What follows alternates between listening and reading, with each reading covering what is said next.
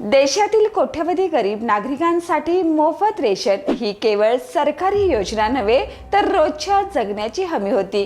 मात्र आता त्या हमीचे स्वरूप बदलण्याच्या तयारीत केंद्र सरकार आहे।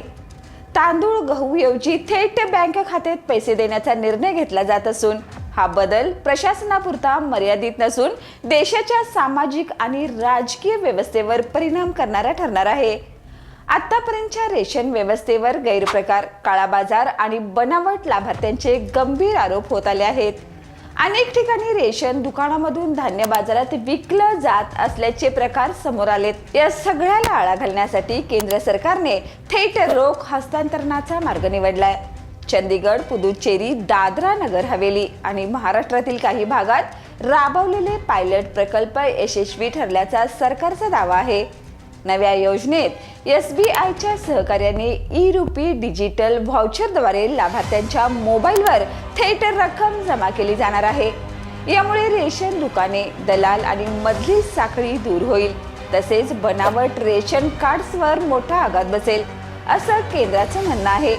आतापर्यंत हजारो बनावट कार्ड्स सापडल्याची माहितीही यामागे देण्यात येत आहे। मात्र या बदलामुळे नवे प्रश्नही निर्माण झालेत। वाढत्या महागाईत रोख रक्कम पुरेशी ठरेल का? बाजारातील दरवाढीवर कोणतेही नियंत्रण नसताना गरीब नागरिकांचे अन्न सुरक्षा धोक्यात येणार नाही का?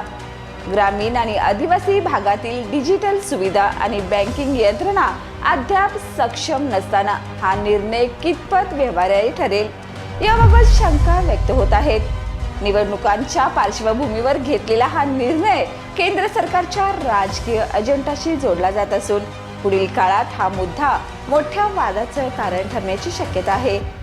रेशनमधून रोखीकडे होणारा हा प्रवास सुधारणा ठरेल की गरिबांसाठी नवी अडचण निर्माण करेल, हे अंमलबजावणीच्या वास्तवावर अवलंबून असेल।